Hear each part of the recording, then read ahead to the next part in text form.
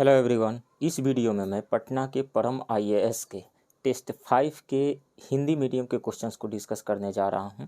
ये सारे क्वेश्चंस आने वाले बीपीएससी 68th पीटी एग्ज़ाम में आपको सफल बनाने में बहुत ही ज़्यादा मदद करेंगे। आप इस वीडियो को लाइक कीजिए, शेयर कीजिए और यदि इस चैनल को सब्सक्राइब नहीं किए हैं तो प्लीज़ इस चैनल को सब्सक्राइब कीजिए। तो चलिए शुरू करते हैं। क्वेश्चन 1, नॉर्ड स्ट्रीम पाइपलाइन के संदर्भ में निम्नलिखित कथनों पर विचार कीजिए। यह एक निर्यात गैस पाइपलाइन है जो उत्तरी सागर से होकर गुजरती है। तो नॉर्ड स्ट्रीम एक पाइपलाइन 12 से 24 किलोमीटर पानी के नीचे की एक गैस पाइपलाइन है जो उत्तर पश्चिम रूस में बायबोर्ग से बाल्टिक सागर के माध्यम से उत्तर पूर्वी जर्मनी में लुबमीन तक चलती है। इसलिए ये स्टेटमेंट गलत है।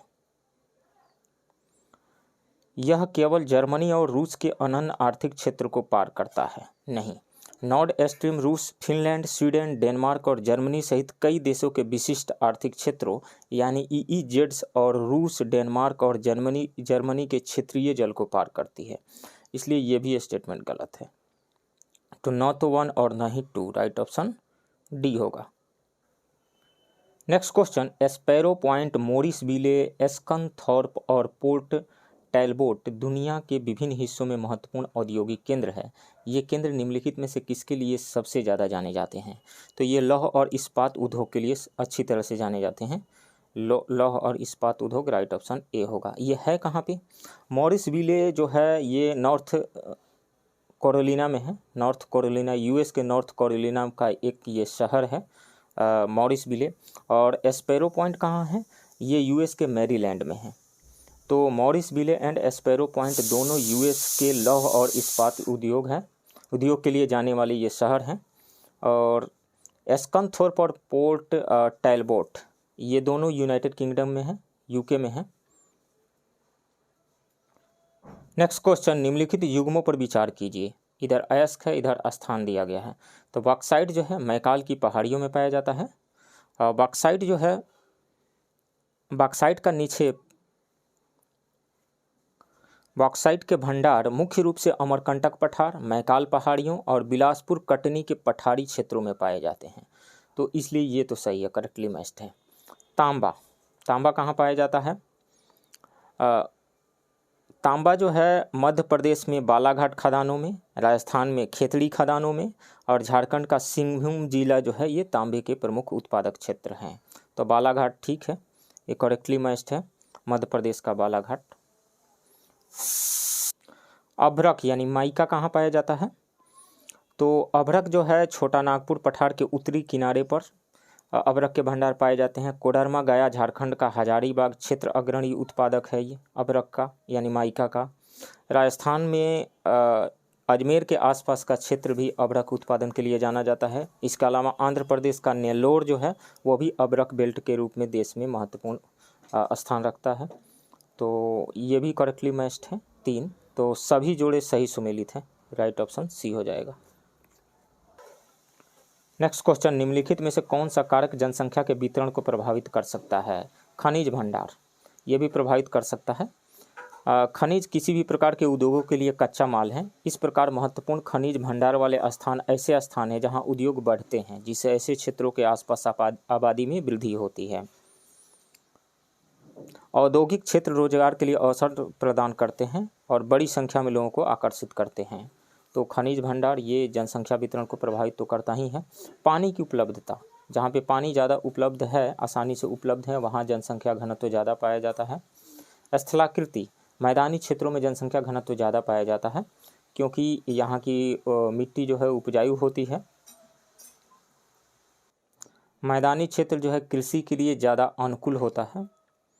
तो स्थलाकृति भी जनसंख्या वितरण को प्रभावित तो करती हैं। शहरीकरण, शहरों में ज़्यादा लोग पाए जाते हैं, रोजगार के अवसर ज़्यादा, वहाँ पे सुविधाएं ज़्यादा अच्छी मिलती है, इसलिए शहरीकरण जो है लोगों को आकर्षित करता है। तो वहाँ ये शहरीकरण भी जनसंख्या वितरण को प्रभावित करता है।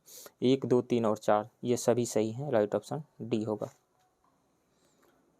नेक्स्ट क्वेश्चन, निम्नलिखित कथनों पर विचार करें। आवा जनजाति शिकारी संग्रहकर्ताओं का एक समूह है जो ब्राज़ील के अमेजन वर्षावन में रहते हैं। ये सही है। हिम्बा लोग नामीबिया के जातीय समूह हैं, ये भी सही है।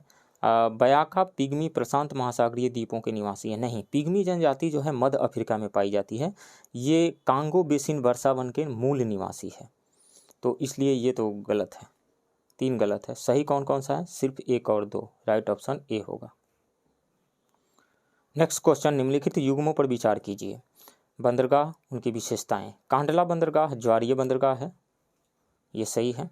तूतीकोरिन जो है प्राकृतिक बंदरगाह है, ये भी सही है। कोलकाता का जो बंदरगाह है अंतर्देशीय नदी बंदरगाह है, ये भी सही है।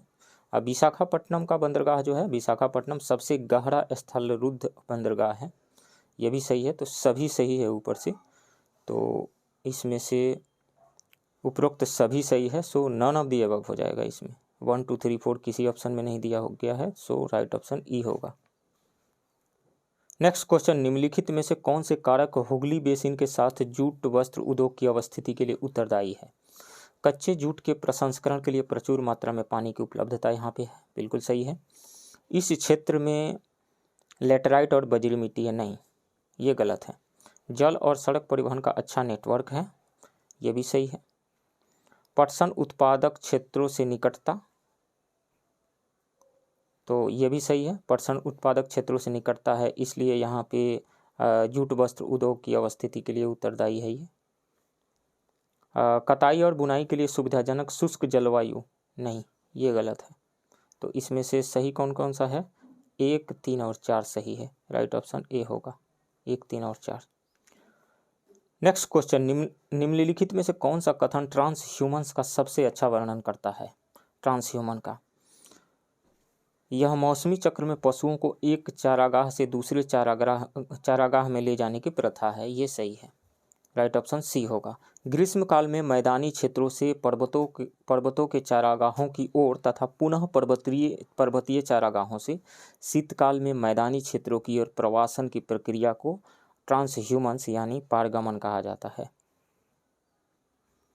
नेक्स्ट क्वेश्चन, लौह अयस्क के संदर्भ में निम्नलिखित कथनों पर विचार कीजिए। मैग्नेटाइट सबसे अच्छी गुणवत्ता वाला लौह अयस्क है। आयरन कंटेंट के बेसिस पे देखें तो मैग्नेटाइट सबसे अच्छी गुणवत्ता वाला लौह अयस्क है, क्योंकि मैग्नेटाइट में 72.4% आयरन पाया जाता है। मैग्नेटाइट का फॉर्मूला क्या होता है? Fe3O4। और उसके बाद में हेमेटाइट आता है। हेमेटाइट का फॉर्मूला होता है Fe2O3 और उसमें 70% आयरन कंटेंट पाया जाता है। उसके बाद है लिमोनाइट, जिसका फॉर्मूला होता है 2Fe2O3 × 3S2O और इसमें आयरन कंटेंट 59.8% पाया जाता है। इसके बाद सीडेराइट आता है, जिसका फॉर्मूला FeCO3 होता है और उसमें 48.2% आयरन कंटेंट पाया जाता है। आयरन कंटेंट, तो स्टेटमेंट 1 तो सही है। अधिकांश हेमेटाइट अयस्क धारवाड़ और कडप्पा रॉक सिस्टम में पाए जाते हैं, ये भी सही है। बैलाडीला छत्तीसगढ़ की प्रसिद्ध लौह अयस्क की खान है, ये भी सही है। सो 1 2 और 3 सभी सही है, राइट ऑप्शन डी होगा। नेक्स्ट क्वेश्चन, निम्नलिखित में से किस क्षेत्र को चाय बागानों की खेती के लिए सबसे अच्छा क्षेत्र माना जाता है? तो भारत के हिमालय की तलहटी, ये सही है। श्रीलंका के मध्य हाईलैंड्स, नहीं, ये गलत है। स्टेपी घास के मैदान, ये भी सही है। चिली के पश्चिमी तटीय मैदान, नहीं, ये गलत है। 1 और 3 सही है, केवल 1 और 3, राइट ऑप्शन डी होगा। भारत में असम की ब्रह्मपुत्र घाटी में 1840 के दशक में चाय बागान शुरू हुए, जो अभी भी देश में एक प्रमुख चाय उत्पादक क्षेत्र है। पश्चिमी घाट में नीलगिरी और इलायची की पहाड़ियों के निचले ढलानों पर भी चाय की खेती की जाती है। चीन के बाद भारत दुनिया का दूसरा सबसे बड़ा चाय उत्पादक देश है। असम कुल फसली क्षेत्र का लगभग 53.2% है असम में चाय बागान, और देश में चाय के कुल उत्पादन में आधे से अधिक का योगदान देता है असम। पश्चिम बंगाल और तमिलनाडु चाय के अन्य प्रमुख उत्पादक राज्य हैं। नेक्स्ट क्वेश्चन, निम्नलिखित युग्मों पर विचार कीजिए। जौ जो है एक रबी फसल है, बिल्कुल सही है। और सब्जियां जो है जायद फसल के अंतर्गत आती है। जायद फसल कब होता है? ये मार्च से जून के बीच में इसकी खेती होती है, मार्च से जून के बीच में। और रबी की कब होती है? अक्टूबर से फरवरी के बीच में। खरीफ की कब होती है? जुलाई से अक्टूबर के बीच में। ज्वार जो है एक खरीफ फसल है। तो तीनों सही है, राइट ऑप्शन जो होगा 1 2 3 E, none of the above. Next question, Bharat में एक विशेष नदी के संदर्भ में निम्नलिखित कथनों पर विचार करें। नदी एक डेल्टा बनाती है जो कोरिंगा मैंग्रोव वनों की मेजबानी करती है। प्रवरा और इंद्रावती इसकी महत्वपूर्ण सहायक नदियां हैं। यह तेलंगाना और महाराष्ट्र राज्यों के बीच सीमा बनाती है। ये कौन सी नदी है? ऊपर दिए गए बयानों में निम्नलिखित में से किस नदी का वर्णन किया गया है? गोदावरी नदी का वर्णन किया गया है। राइट ऑप्शन डी है। गोदावरी नदी प्रायद्वीपीय भारत की सबसे बड़ी नदी है और इसे दक्षिण गंगा के नाम से जाना जाता है। गोदावरी बेसिन गंगा बेसिन के बाद दूसरा सबसे बड़ा बेसिन है। ये नदी जो है महाराष्ट्र के नासिक जिले में त्र्यंबकेश्वर के निकट से निकलती है। नेक्स्ट क्वेश्चन, पृथ्वी पर मनुष्य को चंद्रमा का केवल एक ही भाग दिखाई देता है क्योंकि चंद्रमा पृथ्वी की भू समकालिक कक्षा में स्थित है। गलत है। चंद्रमा के घूमने की गति पृथ्वी के समान ही है। नहीं। चंद्रमा की परिक्रमण गति पृथ्वी के समान है। नहीं। चंद्रमा को एक चक्कर पूरा करने में उतना ही समय लगता है जितना पृथ्वी की परिक्रमा करने में लगता है। ये बिल्कुल सही है। चंद्रमा लगभग 27 दिनों में पृथ्वी का एक चक्कर लगा लेता है। एक चक्कर पूरा करने में ठीक उतना ही समय लगता है। नतीजतन हमें पृथ्वी पर चंद्रमा का केवल एक हिस्सा दिखाई देता है। मतलब जितनी बार अपने एक्सिस के अराउंड एक बार वो रिवॉल्व कर जाता है, रोटेट कर जाता है, उतनी ही समय में वो पृथ्वी के चारों तरफ एक चक्कर लगा लेता है। यानी इसके अपने एक्सिस के अराउंड रोटेशन का जो टाइम पीरियड है वो और इसके अर्थ के अराउंड रिवोल्यूशन का टाइम पीरियड जो है वो दोनों एक ही है, इक्वल है। कितना? 27 दिन। नेक्स्ट क्वेश्चन, भारत का प्रायद्वीपीय पठार क्षेत्र निम्नलिखित में से किस राज्य तक फैला हुआ है? तो ये मध्य प्रदेश के इसके कुछ भाग जो मध्य प्रदेश में है, तमिलनाडु में है। तो 2 और 3 सूटेबल आंसर होना चाहिए। 2 और 3 यानी बी ऑप्शन सही होना चाहिए। नेक्स्ट क्वेश्चन, सुनामी के संबंध में निम्नलिखित में से कौन सा कथन सही है? सुनामी एक लंबी ज्वारीय लहर है जो समुद्र के नीचे भूकंप या ज्वालामुखी विस्फोट के कारण होती है। ये सही है। 5 से कम परिमाण के भूकंप से सुनामी आने की संभावना बहुत कम होती है। ये भी सही है। जब सुनामी लहर उथले पानी में प्रवेश करती है तो उसकी तरंग दैर्घ्य और ऊंचाई बढ़ जाती है। तरंग दैर्घ्य कम हो जाता है, ऊंचाई बढ़ जाती है, तो इसको गलत कह सकते हैं।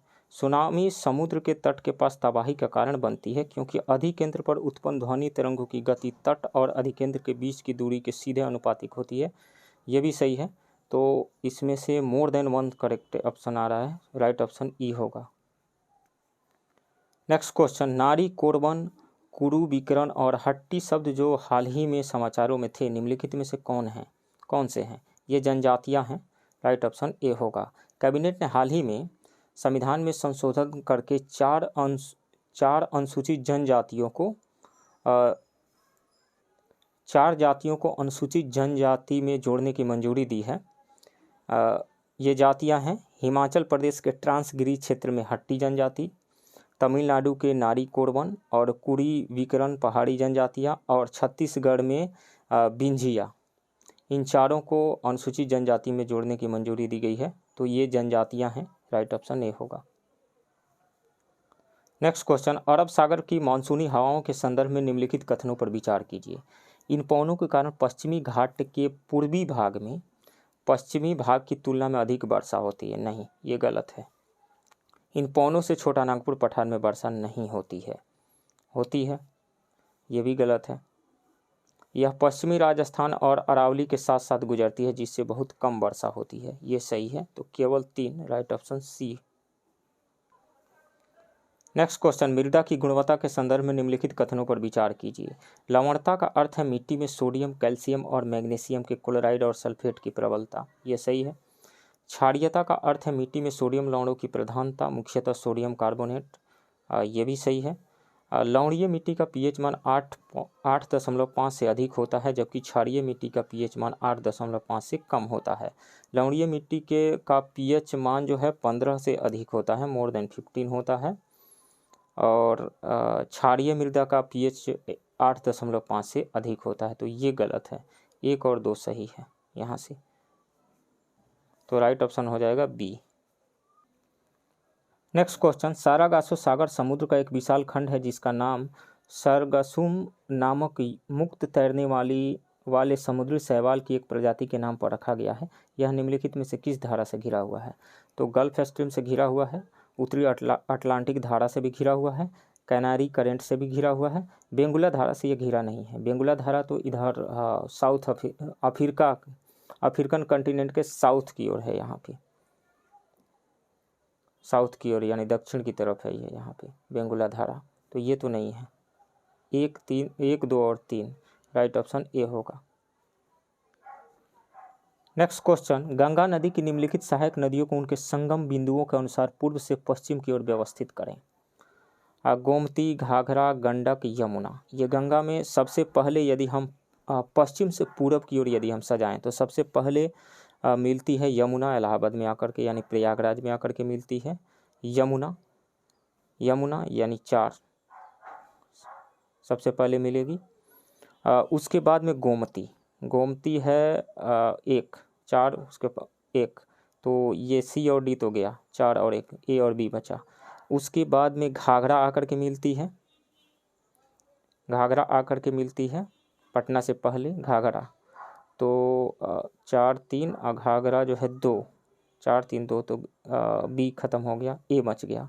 4, 1, 2 उसके बाद में 3 गंडक, पटना के बाद गंडक आकर के मिलती है।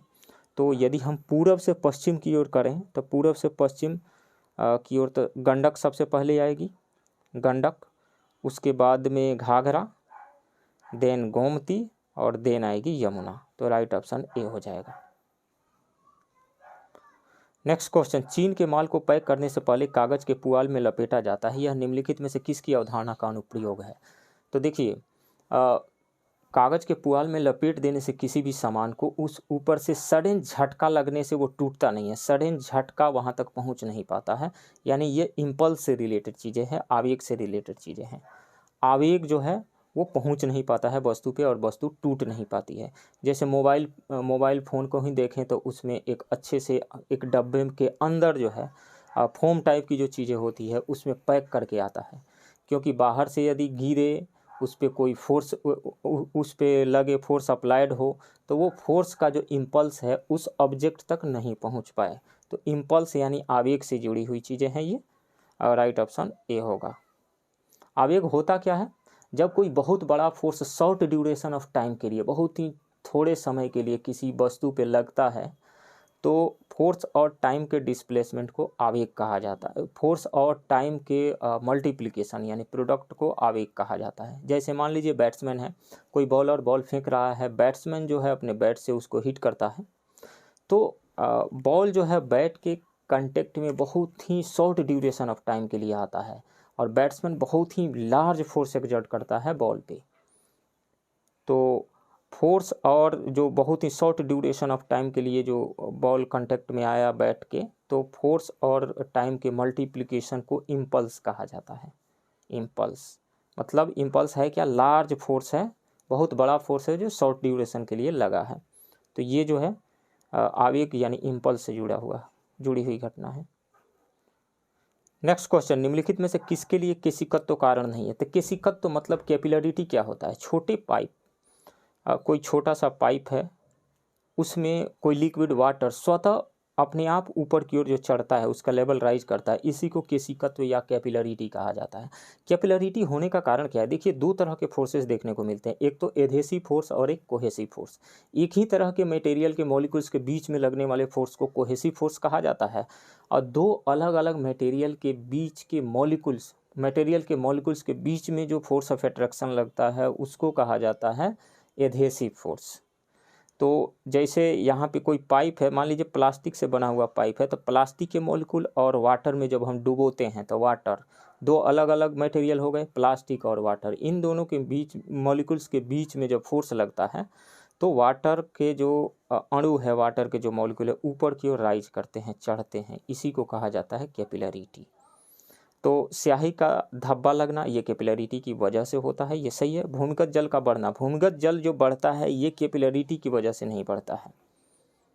जब पानी रिस करके अंदर जाएगा वाटर का लेवल ऑटोमेटिकली बढ़ेगा बरसात होने पे। एक सूती कपड़े पर पानी की बूंद का फैलना ये केशिकत्व की वजह से होता है। अब पानी की का पौधों की जड़ों से पत्तियों तक ऊपर जाना, ये भी केशिकत्व की वजह से होता है। तो ए, सी और डी केशिकत्व के वजह से होता है, लेकिन बी भूमिगत जल का बढ़ना कैपिलरिटी की वजह से नहीं होता है। सो राइट ऑप्शन बी होगा। नेक्स्ट क्वेश्चन, निम्नलिखित में से कौन सी तरंग गति फोटोन अधिकतम ऊर्जा वहन करती है? इन सबों में से सबसे अधिकतम ऊर्जा किसकी होगी? अधिकतम ऊर्जा उसी की होगी जिसका वेवलेंथ कम होगा, या यूं कहें कि उसकी फ्रीक्वेंसी ज़्यादा होगी, आवृत्ति ज़्यादा होगी। तो एक्सरे की आवृत्ति यानी फ्रीक्वेंसी ज़्यादा होती है, वेवलेंथ कम होता है, तो इसलिए इसकी एनर्जी ज़्यादा होगी एक्सरे की, और इसीलिए इन सबों में इसका पेनिट्रेटिंग पावर जो है सबसे ज़्यादा होता है। राइट ऑप्शन ए होगा।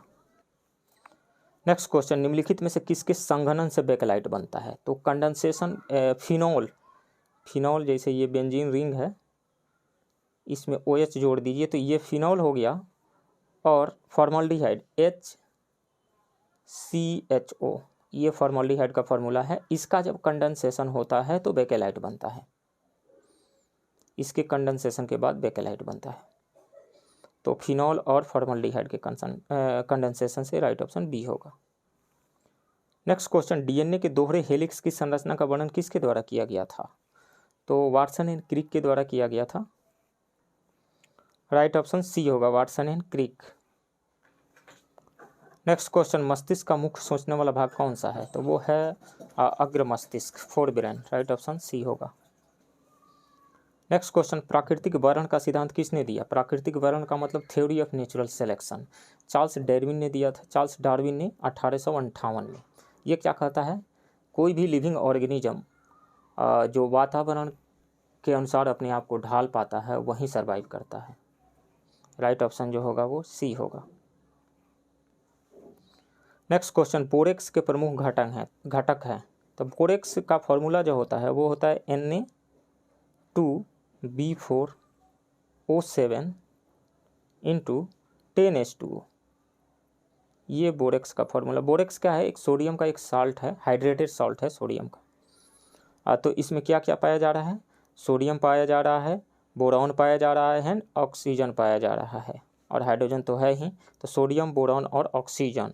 राइट ऑप्शन सोडियम, बोरॉन और ऑक्सीजन एंड हाइड्रोजन भी पाया जा रहा है। Sodium, boron, oxygen and hydrogen. Sodium, boron and oxygen तो इसमें दिया हुआ है, लेकिन हाइड्रोजन नहीं दिया हुआ है, तो ई ऑप्शन पे हम जाएंगे। Sodium, boron, oxygen and hydrogen इसमें पाया जाता है। ऐसे इस क्वेश्चन में प्रमुख घटक का रहा है, तो प्रमुख घटक के रूप में हम बी पे भी जा सकते हैं, सोडियम, बोरॉन एंड ऑक्सीजन पे भी जा सकते हैं, या फिर ई पे जा सकते हैं। यदि प्रमुख को हटा दें तो इसमें चारों घटक है, सोडियम है, बोरॉन है, ऑक्सीजन है एंड हाइड्रोजन है, लेकिन प्रमुख का रहा है इसलिए बी पे हम जा सकते हैं। या तो बी पे जाइए या फिर ई पे जाइए। नेक्स्ट क्वेश्चन, पायरोमीटर का प्रयोग निम्नलिखित में से किसको मापने के लिए किया जाता है? तो पायरोमीटर का यूज जो है टेम्परेचर मेजर करने के लिए किया जाता है, दूर से ही टेम्परेचर मेजर कर लिया जाता है। किस चीज़ का यूज करके? रेडिएशन के थ्रू। जैसे कोविड के टाइम में दूर से ही टेम्परेचर मेजर हो पा रहा था, वैसा ही इसमें दूर से ही टेम्परेचर किसी बॉडी के टेम्परेचर को मेजर किया जा सकता है दूर से ही, तो तापमान मेजर किया जाता है। राइट ऑप्शन ये होगा, नमी का हाइग्रोमीटर। नेक्स्ट क्वेश्चन, आघातवर्ध्यता और तन्यता निम्नलिखित में से किससे संबंधित है? तो मेटल्स जो होते हैं आघातवर्ध्य होते हैं और तन्य होते हैं, यानी मेटल को हथौड़े से पीटा जाए तो उसके पतले चादर बनाए जा सकते हैं, पतला सीट बनाया जा सकता है, और उसके पतले वायर भी बनाए जा सकते हैं, तार भी बनाए जा सकते हैं। तो ये दोनों गुण जो है धातु से संबंधित है। राइट ऑप्शन बी होगा। सबसे ज़्यादा आघातवर्ध्य और तन्य कौन सा धातु होता है? सोना, गोल्ड। नेक्स्ट क्वेश्चन, निम्नलिखित में से कौन सा पूर्ण आंतरिक परावर्तन से संबंधित है? तो ऑप्टिकल फाइबर होगा। राइट ऑप्शन सी होगा, ऑप्टिकल फाइबर। ऑप्टिकल फाइबर जैसे ये है ऑप्टिकल फाइबर, इसमें एक कोर और दूसरा क्लैडिंग होता है।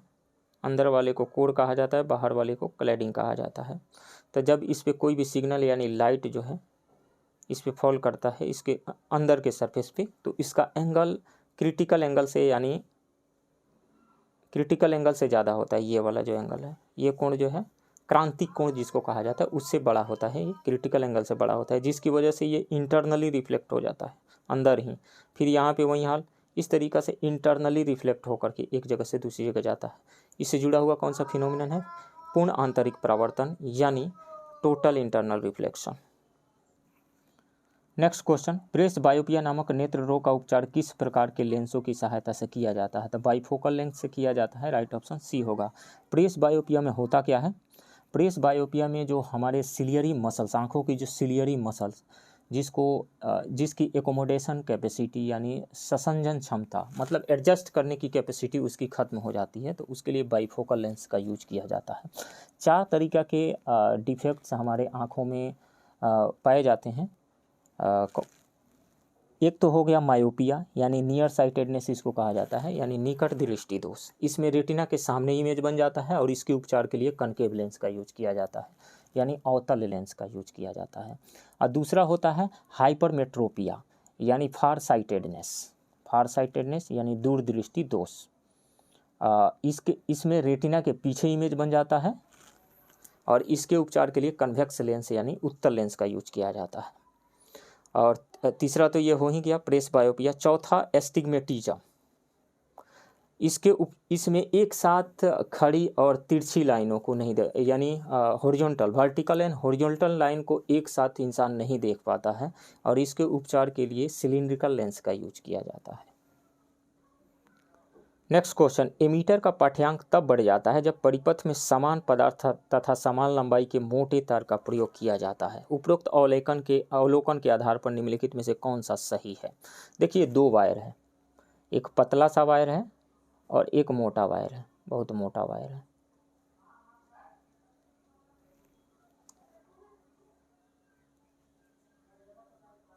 फिर से मैं बनाता हूँ, इसमें एक पतला सा वायर है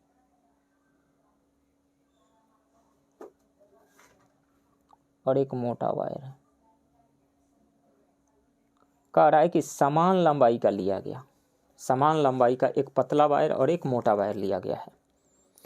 पतले वायर को हटा करके मोटे वायर का यूज किया जाता है, तो कह रहा है कि इसमें से कौन सा सही होगा? प्रतिरोध क्रॉस सेक्शन के क्षेत्रफल पर निर्भर करता है। क्रॉस सेक्शन के क्षेत्रफल पर बिल्कुल निर्भर करता है।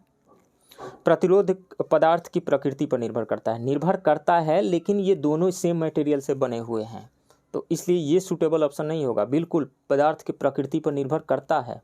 गोल्ड का प्रतिरोध अलग होगा, आयरन का अलग होगा, कॉपर का अलग होगा, निर्भर करता है। चूंकि पतला और मोटे वायर दोनों का मटेरियल सेम है, तो ये तो कांस्टेंट हो गया। प्रतिरोध सर्किट में विद्युत आवेश की मात्रा पर निर्भर करता है। आवेश की मात्रा पर तो निर्भर करता है, प्रतिरोध सर्किट में विद्युत आवेश की मात्रा पर निर्भर करता है, नहीं, ये तो सूटेबल नहीं होगा। प्रतिरोध लंबाई पर निर्भर करता है, बिल्कुल लंबाई पे भी निर्भर करता है, लेकिन यहाँ लंबाई हम दोनों का सेम ले लिए, तो ये भी तो कांस्टेंट हो गया ना, तो ये सूटेबल ऑप्शन नहीं होगा। जैसे फार्मूला होता है R = रो L/A। रो क्या है? रेजिस्टिविटी है, ये मटेरियल की प्रॉपर्टी है रेजिस्टिविटी। L क्या है? लेंथ है, लेंथ ज़्यादा है तो रेसिस्टेंस ज़्यादा होगा। A क्या है? एरिया ऑफ क्रॉस सेक्शन है, एरिया ऑफ क्रॉस सेक्शन कम है तो रेसिस्टेंस ज़्यादा होगा, और एरिया ऑफ क्रॉस सेक्शन ज़्यादा है तो रेसिस्टेंस कम होगा। तो दोनों वायर का लेंथ हमने सेम ले लिया है, मटेरियल सेम ले लिया है, तो ये तो कांस्टेंट हो गया ना, रो एंड L। बचा एरिया ऑफ क्रॉस सेक्शन, तब पतले वायर के जगह पर मोटे वायर का हमने ले लिया, मोटे वायर ले लिया, यानी एरिया ऑफ क्रॉस सेक्शन बढ़ा दिया तो रेसिस्टेंस कम हो जाएगा, धारा बढ़ जाएगी। तो सूटेबल जो आंसर होगा प्रतिरोध क्रॉस सेक्शन के क्षेत्रफल पर निर्भर करता है, ये ए ऑप्शन सही होगा। नेक्स्ट क्वेश्चन, सर्किट में वोल्टेज की जांच के लिए किस डिवाइस का प्रयोग किया जाता है? वोल्टमीटर का यूज किया जाता है, राइट ऑप्शन ए होगा। एमीटर करंट मेजर करने के लिए किया जाता है। नेक्स्ट क्वेश्चन, शॉर्ट सर्किट के समय सर्किट में करंट काफ़ी हद तक कम रहता है, नहीं बदलता है, ये भी गलत है। भारी बढ़ जाता है, सडन इंक्रीज कर जाता है करंट, राइट ऑप्शन सी होगा। करंट जब सर्किट में इंक्रीज कर जाता है तो एक फार्मूला होता है heat produce = I² RT। Current बहुत ही ज़्यादा बढ़ गया तो हीट प्रोड्यूस जो होगा बहुत ही ज़्यादा अचानक बढ़ जाएगा, इस कारण से आग लग जाती है शॉर्ट सर्किट से। नेक्स्ट क्वेश्चन, कार्बन अन्य तत्वों के साथ बंधन के आधार पर कई यौगिक बना सकता है, क्योंकि कार्बन की संयोजकता कितनी होती है? देखिए कार्बन का एटॉमिक नंबर 6 होता है, 6, तो इसका इलेक्ट्रॉनिक कॉन्फ़िगरेशन लिखें तो 2,4 होगा। इसके आउटर सेल में यानी वैलेंस सेल में 4 इलेक्ट्रॉन है, इसलिए इसकी वैलेंसी 4 होगी, इसकी संयोजकता 4 होती है। कार्बन जो है किसी दूसरे कार्बन एटम के साथ सिंगल, डबल, ट्रिपल बॉन्ड या किसी दूसरे एलिमेंट के साथ जैसा हाइड्रोजन के साथ सिंगल बॉन्ड बना लेता है, ऑक्सीजन के साथ डबल बॉन्ड बना लेता है और नाइट्रोजन के साथ ट्रिपल बॉन्ड बना लेता है। तो कार्बन जो है किसी दूसरे एटम के साथ single, double and triple bond तो बनाता ही है, साथ ही अदर कार्बन एटम के साथ भी single, double and triple bond बना लेता है। इस कारण से इसके कंपाउंड सबसे ज़्यादा पाए जाते हैं और कार्बन की ये प्रॉपर्टी कैटेनेशन प्रॉपर्टी कहलाती है। तो इसकी संयोजकता यानी वैलेंसी कितनी है? 4 है। नेक्स्ट क्वेश्चन, जब वसा और तेल का ऑक्सीकरण होता है तो उनकी गंध और स्वाद बदल जाते हैं, इसे क्या कहा जाता है? तो जब फैट और ऑयल का ऑक्सीडेशन हो जाता है तो उसका टेस्ट बदल जाता है, इसको रेंसिडिटी कहा जाता है। इस प्रोसेस को बासीपन, रेंसिडिटी, राइट ऑप्शन बी होगा। नेक्स्ट क्वेश्चन, पीएच कितने से कम होने पर दांतों का सड़ना शुरू हो जाता है? तो ऐसा सॉल्यूशन जिसका पीएच मान 6 से कम होता है वो एसिडिक होता है, 7 से कम होता है वो एसिडिक होता है, 7 न्यूट्रल, 7 पीएच मान यदि 7 है तो न्यूट्रल है, 7 से ज़्यादा है तो वो बेसिक होता है।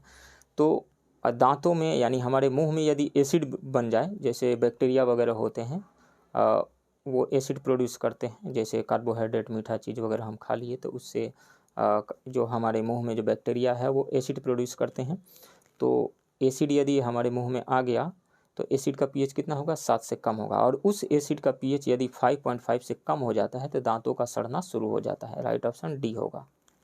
नेक्स्ट क्वेश्चन, अपच के इलाज के लिए निम्न में से किस प्रकार की दवा का उपयोग किया जाता है? अपच हुआ है मतलब पेट में एसिड ज़्यादा बना हुआ है, एसिड को न्यूट्रलाइज करने के लिए बेस देना होगा हमें, यानी एंटा एसिड देना होगा।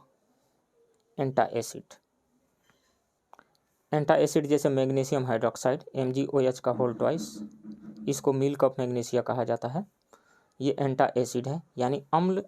यहाँ जो वर्ड यूज किया गया है हिंदी में, ऐसे तो एंटा एसिड होता है अम्ल तत्वनाशक, राइट ऑप्शन सी होगा।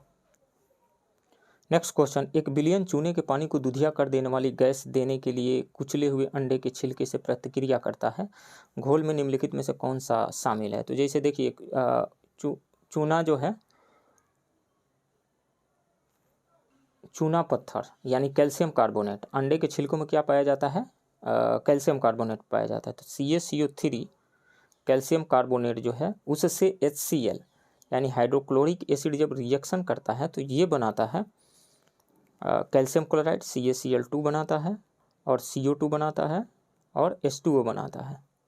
तो ये जो कार्बन डाइऑक्साइड गैस है यही दूधिया बना देता है घोल को। सो इसमें से कौन सा प्रेजेंट होता है? राइट ऑप्शन बी होगा। कैल्शियम कार्बोनेट जब HCl से रिएक्शन करेगा तब कार्बन डाइऑक्साइड बनेगा।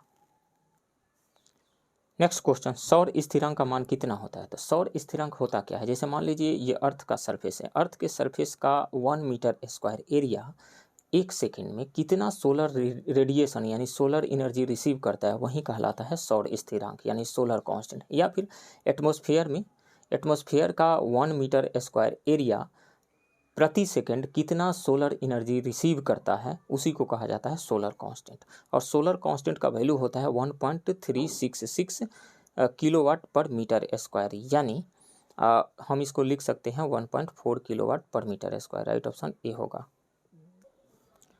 नेक्स्ट क्वेश्चन, तरल तेल को ठोस वसा में परिवर्तित करने के लिए उपयोग की जाने वाली प्रक्रिया क्या कहलाती है?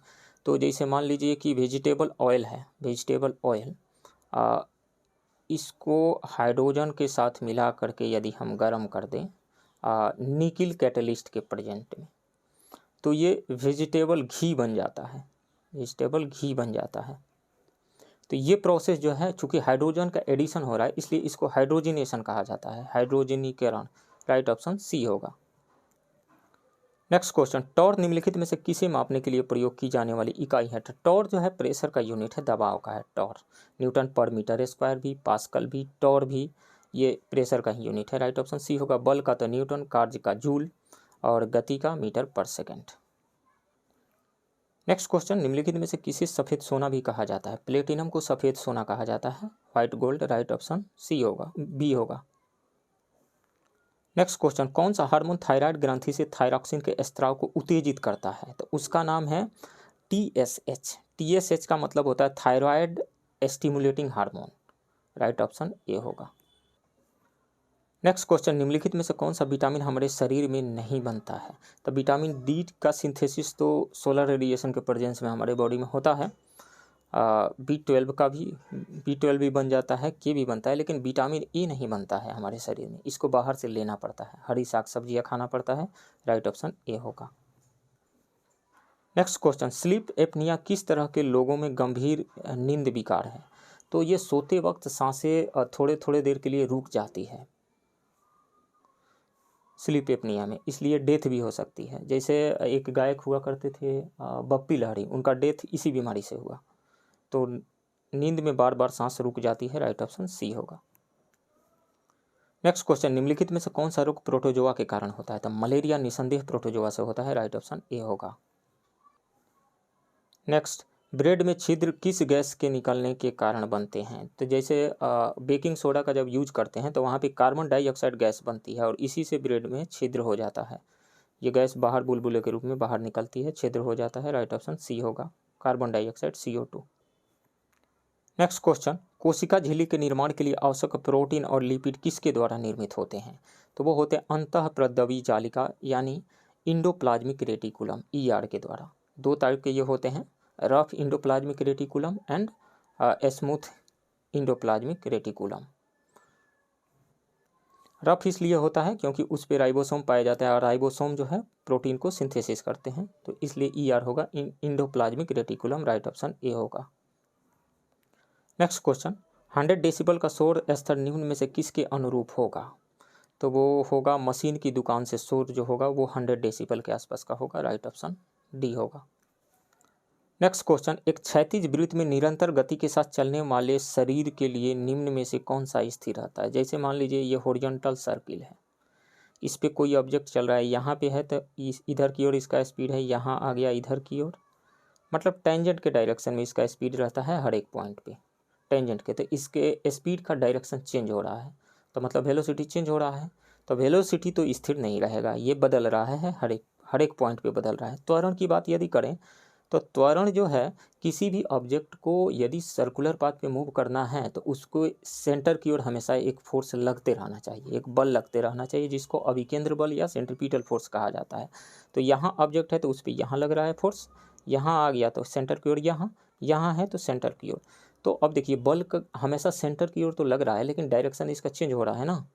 यहाँ हर एक, ये बाएं साइड में है तो फोर्स दाएं साइड में लग रहा है, दाएं साइड में है तो फोर्स बाएं साइड में लग रहा है। ऊपर ऑब्जेक्ट है यहाँ पे तो नीचे की तरफ लगेगा, और नीचे है तो ऊपर की तरफ लगेगा, तो मतलब फोर्स का डायरेक्शन हमेशा चेंज हो रहा है।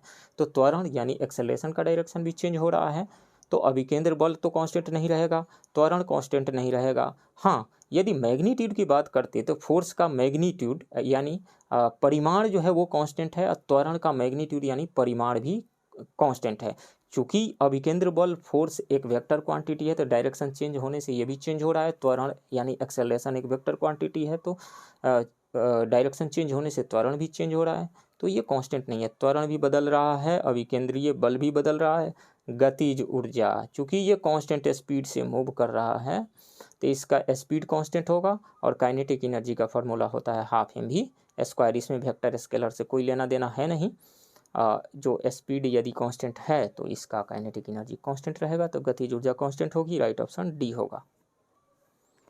नेक्स्ट क्वेश्चन, कृत्रिम स्वीटनर जिसमें क्लोरीन होता है, जिसका रूप और स्वाद चीनी जैसा होता है और खाना पकाने के तापमान पर स्थिर रहता है, वो है तो वो होता है सुक्रालोज। एस्पार्टेम नहीं होता है, सुक्रालोज होता है, सुक्रालोज। राइट ऑप्शन जो होगा सी। नेक्स्ट क्वेश्चन, निम्नलिखित में से कौन सा रेडियोधर्मी तत्व नहीं है, यानी रेडियो एक्टिव एलिमेंट नहीं है? यूरेनियम है, रेडियम भी है, थोरियम भी है रेडियो एक्टिव एलिमेंट, कैडमियम नहीं है। राइट ऑप्शन डी होगा।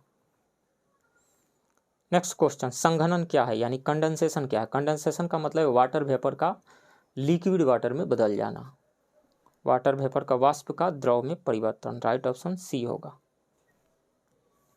नेक्स्ट क्वेश्चन, भारत के संविधान को किसके द्वारा अंगीकार किया गया था? तो संविधान सभा के द्वारा अंगीकार किया गया था। राइट ऑप्शन सी।